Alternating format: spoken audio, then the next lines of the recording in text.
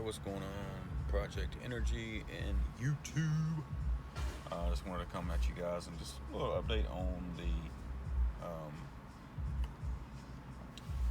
2019 Chevy Bolt Premier that I have. And actually decided to go down to one car, the Bolt, if that gives you an indication on how good the Bolt has been doing. Been really happy with it overall.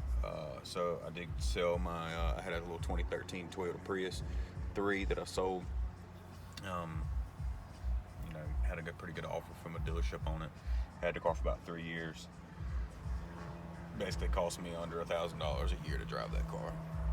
So it's probably the second Toyota that I've had good luck with on resale. But anyway, enough about the Prius. Bolt, I currently have a little over 31,000 miles. I bought the car right at a little over 22,000 miles, so I'm right under 10,000 miles.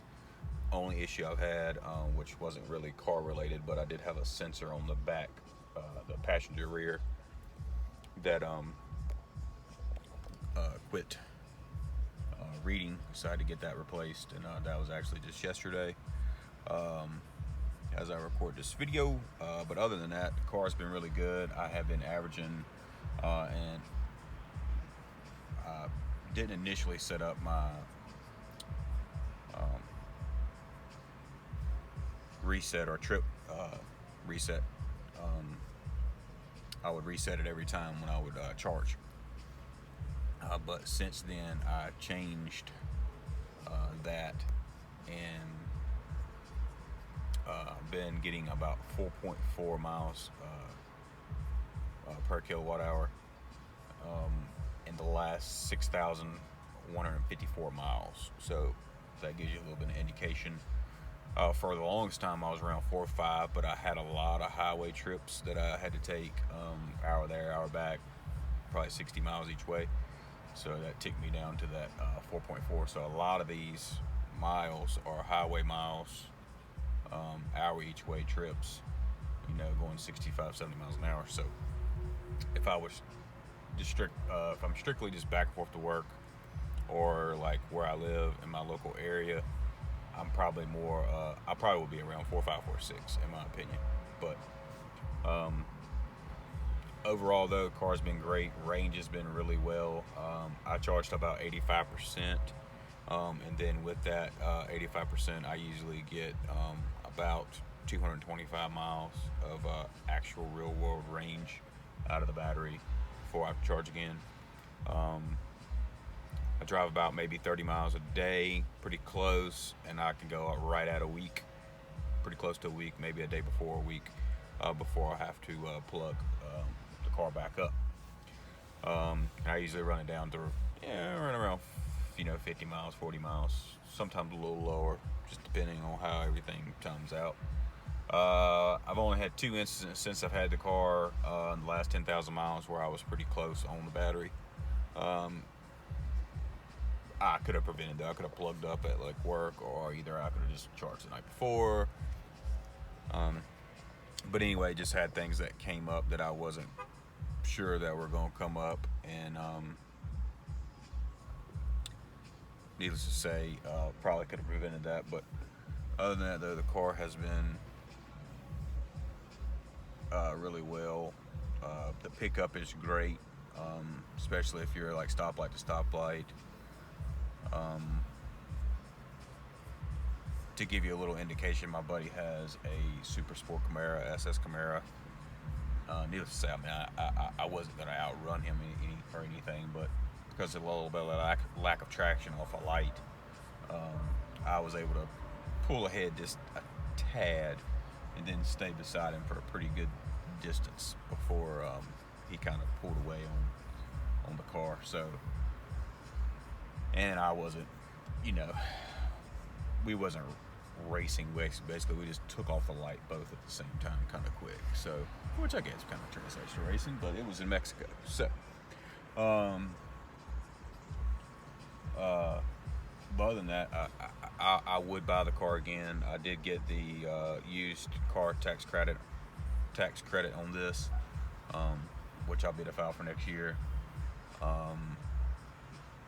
I have an Emporia level 2 charger. I would highly recommend, if you do consider any EV, to get a level 2 charger at home, because the chargers that I have around here for the Bolt currently are by the minute, which is not cheap. So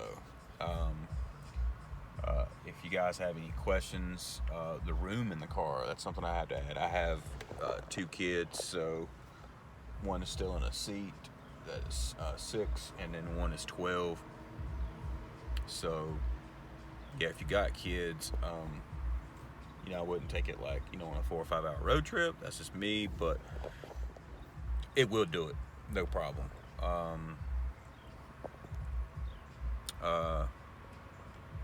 Trunk space is really good. Cargo is really good. I've gotten 6 5-gallon buckets of paint in the very back without folding any seats. It does lack a little bit from a perspective of from the Prius being a hatchback, just with more cargo area. But overall, just really pleased with the car. Interior seems to be holding up really well. Mine is a Premier, so it does got the leather. The CarPlay can be a little finicky sometimes. You have to plug in a few times to get it to pop up, but it does. I think that's a known issue. I think people have talked about that probably before in some past videos.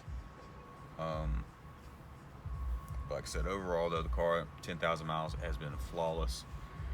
I did debate selling this because I essentially got this car to see if I would like EV and like electric, and I do.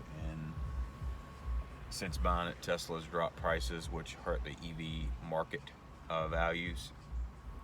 I did get a pretty good offer from CarMax on the Bolt, which is where I bought it.